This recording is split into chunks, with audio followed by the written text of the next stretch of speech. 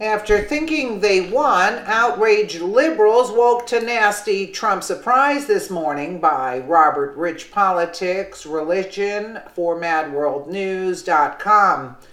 Liberals went to bed as happy as they possibly could have been, considering that their dream of the word impeachment branded across all major newspapers hasn't come to fruition. Too bad for them, things were entirely different after they woke up this morning, and it all boils down to the nasty surprise that President Donald Trump whipped up for them. The left wants to stop all things Trump. They don't like the man, they don't like what he has to say, and they certainly don't like his policies. In fact, this is exactly why they do everything in their power to hinder the president and keep his agenda from advancing smoothly. Perhaps the biggest example of this was Trump's travel ban, which was enacted to thwart the threat of terrorism. Of course, seeing how terrorists mostly come from Islamic extremism, most of the countries from which Trump saw the biggest threat of terrorism had a Muslim majority.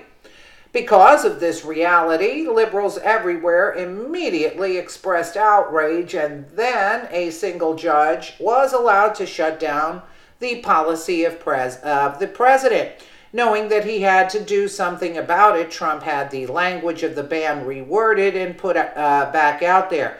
Unfortunately, once again, it was denied by a single judge. Most of the country was left wondering how a single person had the power to block the president, but that was certainly the case. Too bad for liberals, who thought they had won the argument for months now. They just woke to a nasty surprise this morning. According to BizPac Review, the Supreme Court has ruled and is allowing the latest travel ban to take full and immediate effect. As one would imagine, liberals have thrown yet another collective temper tantrum, with the hissy fit growing as outraged leftists continue to wake to the news. The U.S. Supreme Court Monday allowed the latest iteration of President Donald Trump's travel ban to take full effect for the time being, as lower courts continue to wrestle with lawsuits fighting the ban. The order permits the administration to enforce the president's September proclamation, which suspends entry of foreign nationals from 7 nations, including Chad, Iran, Libya, North Korea, and Syria, Venezuela, and Yemen, source the Daily Caller. In the end, there were just 2 dissenters, Justice Ruth Bader Ginsburg and Sonia Sotomayor. Go figure. On the spectrum of public outrage, it seems that Muslim terrorist Linda Sarsour is leading the march against the news. Linda Sarsour's tweet, here we go, white supremacist agenda continues, hashtag no Muslim ban ever. I would deport this woman if I had the power. I swear I would. I actually would get rid of her in this country, her and anybody that stands with her. You're more than welcome to leave. This country is on Christian values, not Muslim values. Taking to Twitter, she simply wrote, here we go. White supremacist agenda continues. Why should we have people that don't respect this country here?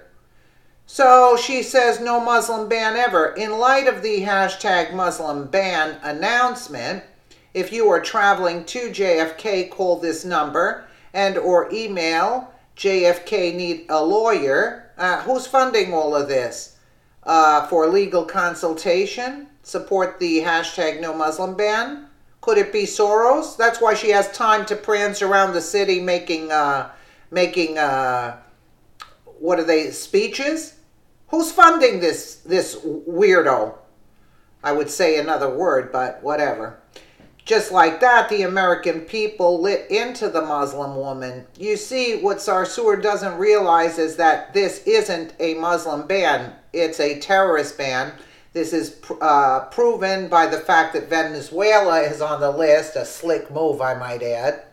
For those unaware, Muslims only make up 0.4% of the country. Thank the Lord for small miracles. Muslim countries refused to take a single Syrian refugee. cite risk of exposure to terrorism. That's right. There you go, Linda Sarsour making that, and we are happy to stand by that. George for Make America Great Again. Idiot of the day at Sarsour.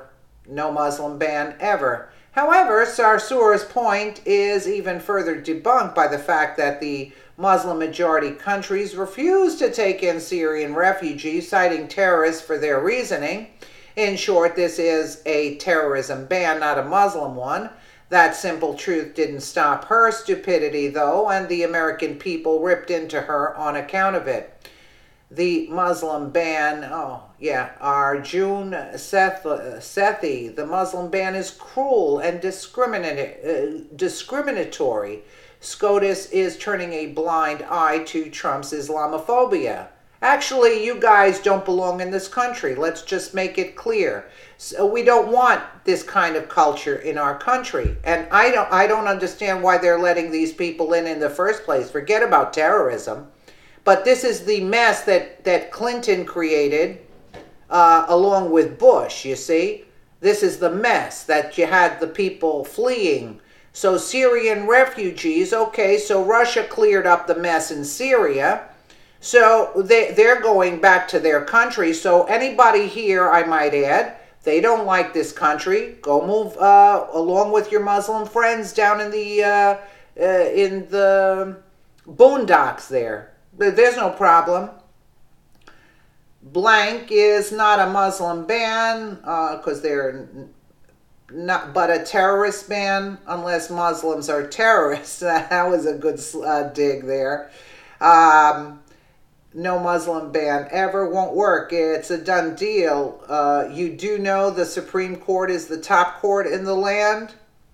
Here we go, Islamic apologist at Linda Sarsour, obfuscating with a spun and spinning hashtag, no Muslim ban ever, when it is a travel ban to keep American citizens safe within their legal, hard-fought for borders to which they have every right. The duty of their president is to fight for them. The left is beyond willfully ignorant at this point. Anyone able to do the slightest bit of research knows that this policy isn't permanent and is meant to buy Americans time to develop a more reliable vetting method. In fact, former President Barack Obama once did the same. Sadly, because this was created by President Donald Trump, liberals would rather put the lives of their fellow Americans at risk just to spite our elected president. Trump is doing the right thing here, and we're thankful that he's able to do it before the left is responsible for even more bloodshed at the hands of terrorists. Listen, whoever doesn't like this country is more than welcome. We'll start a pool to ship you back over to the Middle East. No problem, Sarsour. Tell George Soros to ship you there. Let him build you a mansion down there. Forget about New York. We don't need you here. Let me know what you guys think in the comments below. And again, thank you so much for watching.